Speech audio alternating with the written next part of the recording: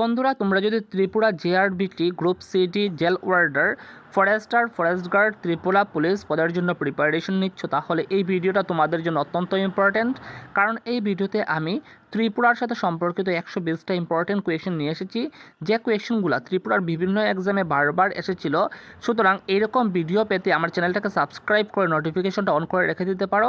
তাছাড়া আমার ইউটিউব চ্যানেলে জেআরবিটি গ্রুপ সিডি নিয়ে এবং jail warder forester forest guard পদের যে এক্সাম হবে সেইগুলা এক্সামের সিলেবাস ওয়াইজ আমি নোট বানিয়ে রেখেছি, সেই নোটগুলো তোমরা দেখে নিতে পারো। এবং আমি মনে করছি তোমাদের 100% কমন আসবে যদি তোমরা সম্পূর্ণ সবগুলা ভিডিও তোমরা দেখো, ঠিক আছে। প্রথম কোয়েশনে বলা হয়েছে ত্রিপুরার প্রথম মহিলা রাজ্যপালের নাম কি? উনি হচ্ছেন কমলা বেনিওয়াল এবং উনি 2009 সালে ত্রিপুরার প্রথম রাজ্যপাল হিসেবে স্বীকৃতি পেয়েছিলেন, রাজ্যপাল হয়েছিলেন। তার পরবর্তী কোয়েশন, ত্রিপুরার কোন স্থানে বৌদ্ধ ধর্মের অবস্থানের প্রমাণ পাওয়া যায়? সেটা হচ্ছে পিলাক। তার পরবর্তী কোয়েশন, বিজয় মাণিক্যের সমসাময়িক মুঘল সম্রাট কে ছিলেন? সে হচ্ছে আকবর। তার পরবর্তী কোয়েশন, ত্রিপুরার ভারতভুক্তির সময়ে রিজেন্ট কাউন্সিলের প্রধান কে ছিলেন? তিনি হচ্ছেন কাঞ্চনপ্রভা দেবী। তার পরবর্তী কোয়েশনস, হুজাগিরি নৃত্য ত্রিপুরার কোন সম্প্রদায়ের একটা বিখ্যাত নৃত্য? সেটা হচ্ছে রিয়াং সম্প্রদায়ের। তার পরবর্তী কোয়েশনস, মৈত্রী সেতু ত্রিপুরার কোন নদীর উপর নির্মাণ করা হয়েছে? সেটা হচ্ছে ফেনী নদীর উপরে। তার পরবর্তী কোয়েশন, 2011 থেকে 2012 সালে ত্রিপুরাতে দারিদ্র সীমারেখায় বসবাস করা লোকের সংখ্যা কত শতাংশ ছিল? সেটা হচ্ছে 14.05%।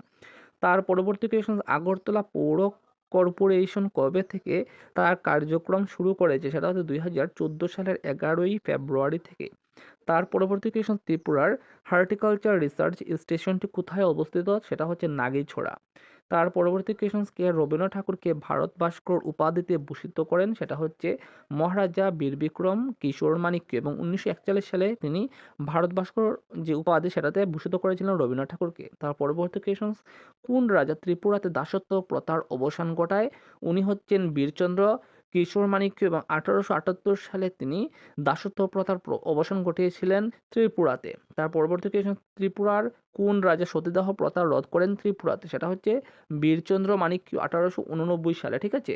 তার পরবর্তী কোয়েশন, ত্রিপুরার কোন অভয়ারণ্যে প্রজাপতি উদ্যান আছে? সেটা হচ্ছে তৃষ্ণা অভয়ারণ্য। এশিয়ান সিনিয়র চ্যাম্পিয়নশিপে স্বর্ণপদক লাভ করা প্রথম ভারতীয় জিমন্যাস্টকে? উনি হচ্ছেন দীপা কর্মকার এবং 2024 সালের 26শে মে উনি এশিয়ান সিনিয়র চ্যাম্পিয়নশিপে স্বর্ণপদক লাভ করেছিলেন, ঠিক আছে। তার পরবর্তী কোয়েশন, ত্রিপুরা বিধানসভা কবে এর যাত্রা শুরু করে? 1963 সালে, ঠিক আছে। তার পরবর্তী কোয়েশন, বেনুবন বিহার বৌদ্ধ মঠ ভারতের কোন রাজ্যে রয়েছে? সেটা হচ্ছে ত্রিপুরা রাজ্যে রয়েছে। তার পরবর্তী কোয়েশন, ত্রিপুরার বেনুবন বিহার বা বেনুবন বুদ্ধ মন্দির 1947 সালে কোন রাজায় নির্মাণ করেছিলেন? সেটা হচ্ছে মহারাজা বীরবিক্রম কিশোর মাণিক্য নির্মাণ করেছিলেন।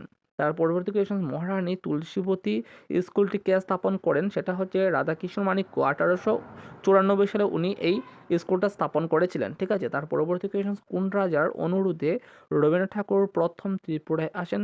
উনি হচ্ছেন রাধাকিশোর মাণিক্য। তার পরবর্তী কোয়েশন, ত্রিপুরার কোন নদীটি জলবিদ্যুৎ শক্তি উৎপাদনে ব্যবহৃত হয়েছে? সেটা হচ্ছে গোমতী নদী। তার পরবর্তী কোয়েশন, ত্রিপুরার কোন প্রথম গ্যাস ভিত্তিক বিদ্যুৎ কেন্দ্র কোথায় গড়ে উঠেছিল? সেটা হচ্ছে পালাটানা, ওকে। তার পরবর্তী কোয়েশন, কবে ব্রিটিশ সরকার বীরচন্দ্র মাণিক্যকে মহারাজা উপাধিতে ভূষিত করেন? উনি এবং সেটা হচ্ছে 1877 খ্রিস্টাব্দের 28শে নভেম্বর। তার পরবর্তী কোয়েশন, ত্রিপুরার ক্ষুদ্রতম অভয়ারণ্যটির নাম কি? সেটা হচ্ছে রুয়া। তার পরবর্তী কোয়েশন, ত্রিপুরার বৃহত্তম অভয়ারণ্যটির নাম কি? সেটা হচ্ছে গোমতী বন্যপ্রাণী অভয়ারণ্য। তার পরবর্তী কোয়েশন, TTAADC হলো একটি, সেটা হচ্ছে অটোনোমাস ডিস্ট্রিক্ট কাউন্সিল। তার পরবর্তী কোয়েশন, আগরতলা পৌরসভা 1871 খ্রিস্টাব্দে কোন রাজা নির্মাণ করেন? সেটা হচ্ছে বীরচন্দ্র মাণিক্য। তার পরবর্তী কোয়েশন, ত্রিপুরার 14 দেবতা মন্দিরে কোন পূজা পালন করা হয়? সেটা হচ্ছে খার্চি পূজা। তার পরবর্তী কোয়েশন, TTAADC-তে নির্বাচিত সদস্যদের মধ্যে উপজাতির জন্য সংরক্ষিত আসনের সংখ্যা কয়টি? সেটা হচ্ছে 25টি। তার পরবর্তী কোয়েশন, কত সালে আগরতলায় প্রথম ডাকঘর স্থাপন করা হয়? সেটা হচ্ছে 1875 সালের 1 অক্টোবর। তার পরবর্তী কোয়েশন, ভারত সরকার কবে স্বাধীন ত্রিপুরা কথাটির বিলুপ্তি ঘোষণা করে? সেটা হচ্ছে 1864 খ্রিস্টাব্দের 26শে নভেম্বর। তার পরবর্তী কোয়েশন, ত্রিপুরা শাসন ব্যবস্থা সুপরিচালনার জন্য বীরচন্দ্র মাণিক্য কোন ইংরেজ আধিকারিককে নিযুক্ত করেছিলেন, সেটা হচ্ছে WF ক্যাম্পবেলকে। ওকে, তার পরবর্তী কোয়েশ্চন, ত্রিপুরার কোন মহারাজের সময় পলিটিক্যাল এজেন্ট নিযুক্ত করা হয়েছিল? উনি হচ্ছেন মহারাজ বীরচন্দ্র মাণিক্যের শাসনকালে। ঠিক আছে, তার পরবর্তী কোয়েশ্চন, কোন রাজার রাজত্বকালে ত্রিপুরায় প্রথম আবগারি বিভাগ স্থাপন করা হয়? উনি হচ্ছেন বীরচন্দ্র মাণিক্যের শাসনকালে। ঠিক আছে, তার পরবর্তী কোয়েশ্চন, কোন রাজা ত্রিপুরায় স্টাম্প আইন চালু করেন? উনি হচ্ছেন মহারাজ বীরচন্দ্র মাণিক্য। তার পরবর্তী কোয়েশ্চন, আগরতলা শহরে প্রথম হাসপাতাল কবে স্থাপন হয়? 1873 সালে। তার পরবর্তী কোয়েশ্চন, ত্রিপুরা নিচের কোনটি উৎপাদনের শীর্ষস্থান দখল করেছে? সেটা হচ্ছে প্রাকৃতিক রাবার। তার পরবর্তী কোয়েশ্চন, কোন জাতীয় সড়কটি ত্রিপুরাকে ভারতবর্ষের মূল ভূখণ্ডের সঙ্গে যুক্ত রেখেছে? সেটা হচ্ছে ন্যাশনাল হাইওয়ে 8। তার পরবর্তী কোয়েশ্চন, ত্রিপুরার বিখ্যাত জল বিদ্যুৎ প্রকল্পটির নাম? ডম্বুর জলবিদ্যুৎ প্রকল্প। তার পরবর্তী কোয়েশ্চন, রবীন্দ্রনাথ ঠাকুরের মুকুট নাটকে ত্রিপুরার কোন রাজার উল্লেখ আছে? অমর মাণিক্য। তার পরবর্তী কোয়েশ্চন, ত্রিপুরার সবচেয়ে ছোট নদীটির নাম কি? সেটা হচ্ছে হাওড়া নদী। তার পরবর্তী কোয়েশ্চন, ত্রিপুরেশ্বরী ত্রিপুরা সুন্দরী মন্দির কে নির্মাণ করেন?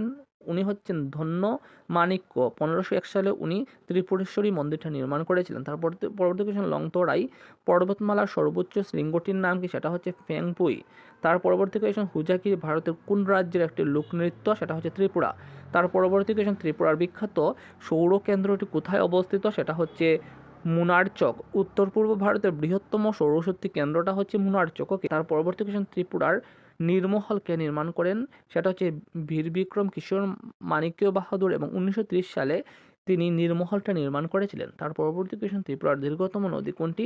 গোমতী নদী। তার পরবর্তী কোয়েশ্চন, ভারতের তৃতীয় ক্ষুদ্রতম রাজ্য কোনটি? সেটা হচ্ছে ত্রিপুরা। ত্রিপুরা হচ্ছে ভারতের তৃতীয় ক্ষুদ্রতম রাজ্য। তার পরবর্তী কোয়েশ্চন, ত্রিপুরার প্রথম চা বাগান কোনটি? সেটা হচ্ছে হীরাচেরা চা বাগান। তার পরবর্তী কোয়েশ্চন, পুষ্পবন্ত প্রাসাদ বা কুঞ্জবন প্রাসাদ ত্রিপুরার কোন রাজা নির্মাণ করেন? সেটা হচ্ছে বীরেন্দ্র কিশোর মাণিক্য, এবং 1917 সালে তিনি পুষ্পবন্ত প্রাসাদ বা কুঞ্জবন প্রাসাদটা নির্মাণ করেছিলেন। তার পরবর্তী কোয়েশ্চন, ত্রিপুরার প্রথম পূর্ণদৈর্ঘ্য ফিচার ফিল্মের নাম কি? সেটা হচ্ছে রূপান্তর, এবং এই ফিল্মটা মুক্তি পেয়েছিল 1991 সালে। তার পরবর্তী কোয়েশ্চন, ত্রিপুরার কোন রাজা সর্বপ্রথম রবীন্দ্রনাথ ঠাকুরের সাথে সাক্ষাৎ করেছিলেন? উনি হচ্ছেন মহারাজা বীরচন্দ্র মাণিক্য। তার পরবর্তী কোয়েশ্চন, রবীন্দ্রনাথ ত্রিপুরার ইতিহাসের কাহিনী নিয়ে কোন ছোট গল্প লিখেছেন? সেটা হচ্ছে মুকুট। তার পরবর্তী কোয়েশ্চন, দীপক কর্মকার কোন খেলার সঙ্গে যুক্ত? তিনি হচ্ছেন জিমনাস্ট। ওকে, তার পরবর্তী কোয়েশ্চন, ত্রিপুরায় বর্তমানে কয়টি বন্যপ্রাণী অভয়ারণ্য আছে? 4টা। তার পরবর্তী কোয়েশ্চন, কোন বছরে ত্রিপুরার রাজধানী উদয়পুর থেকে পুরাতন আগরতলায় স্থানান্তর হয়? সেটা হচ্ছে 1760 সালে, এবং মহারাজ কৃষ্ণমাণিক্য ছিলেন তখন রাজা। ঠিক আছে, তার পরবর্তী কোয়েশ্চন, কোন বছর পর্যন্ত ত্রিপুরা বিধানসভার জন্য উজ্জয়ন্ত প্রাসাদ ব্যবহার করা হয়? সেটা হচ্ছে 2011 সাল পর্যন্ত, এবং 1973 সাল থেকে 2011 সাল পর্যন্ত ব্যবহার করা হয়েছিল উজ্জয়ন্ত প্রাসাদ ত্রিপুরা বিধানসভার হিসাবে। ওকে, তার পরবর্তী কোয়েশ্চন, উত্তর পূর্ব ভারতের প্রথম কিষাণ কল সেন্টার কোথায় খোলা হয়েছে? আগরতলা, এবং 2015 সালে এটা খোলা হয়েছে। তার পরবর্তী কোয়েশ্চন, ত্রিপুরার রাজমহলের নাম উজ্জয়ন্ত প্রাসাদকে রাখেন রবীন্দ্রনাথ ঠাকুরে রেখেছিলেন। ঠিক আছে, তার পরবর্তী কোয়েশ্চন, আগরতলায় উজ্জয়ন্ত প্রাসাদকে নির্মাণ করেছিলেন? মহারাজা রাধাকিশোর মাণিক্য নির্মাণ করেছিলেন 1901 সালে। তার পরবর্তী কোয়েশ্চন, TSR এর সম্পূর্ণ অর্থ কি? সেটা হচ্ছে ত্রিপুরা স্টেট রাইফেলস। ওকে, তার পরবর্তী কোয়েশ্চন, ত্রিপুরার প্রথম বিশেষ অর্থনৈতিক অঞ্চলটি কোথায় অবস্থিত? সেটা হচ্ছে সাব্রুম। তার পরবর্তী কোয়েশ্চন, কোন রাজার আমলে ত্রিপুরায় প্রথম চা ক্ষেতের আরম্ভ হয়? সেটা হচ্ছে বীরেন্দ্র কিশোর মাণিক্য বাহাদুর। তার পরবর্তী কোয়েশ্চন, কের পূজা কোন উপজাতিদের একটা গুরুত্বপূর্ণ উৎসব? সেটা হচ্ছে ত্রিপুরার উপজাতি। তার পরবর্তী কোয়েশ্চন, কোন রাজা ত্রিপুরায় মুদ্রার প্রচলন করেন? সেটা হচ্ছে রত্নমাণিক্য।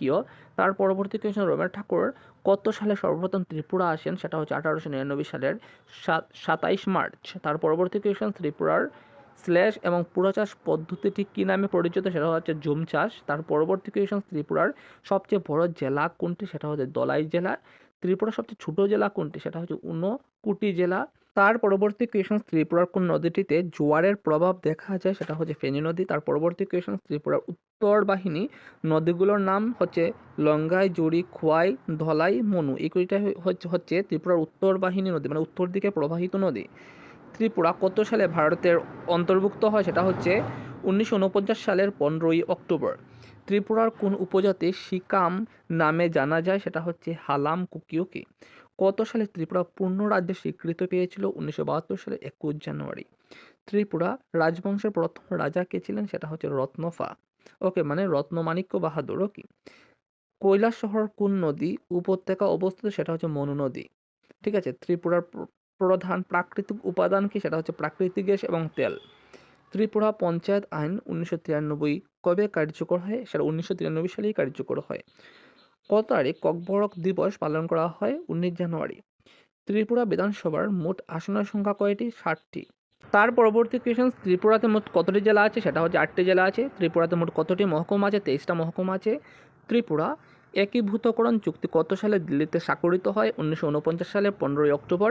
চাকমা সম্প্রদায়ের প্রধান উৎসব কোনটি? সেটা হচ্ছে বিজু উৎসব। তার পরবর্তী কোয়েশ্চন, ত্রিপুরার কোন নদীটি বঙ্গোপসাগরের সঙ্গে সরাসরি মিশেছে? সেটা হচ্ছে ফেনী নদী। তার পরবর্তী কোয়েশ্চন, ত্রিপুরা অবস্থিত হলো, সেটা শুদ্ধ উত্তর সিসমিক জোন 5A। ওকে। তার পরবর্তী কোয়েশ্চন, কতগুলি ভারতীয় রাজ্য ত্রিপুরার সীমানা স্পর্শ করেছে? সেটা হচ্ছে 2টা, আসাম এবং মিজোরাম।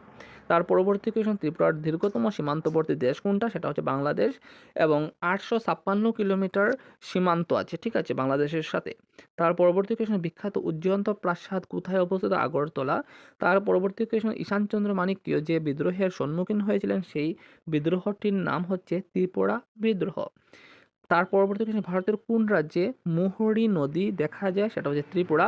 তার পরবর্তী কোয়েশ্চন, ত্রিপুরার জাতীয় ফলের নাম কি? আনারস।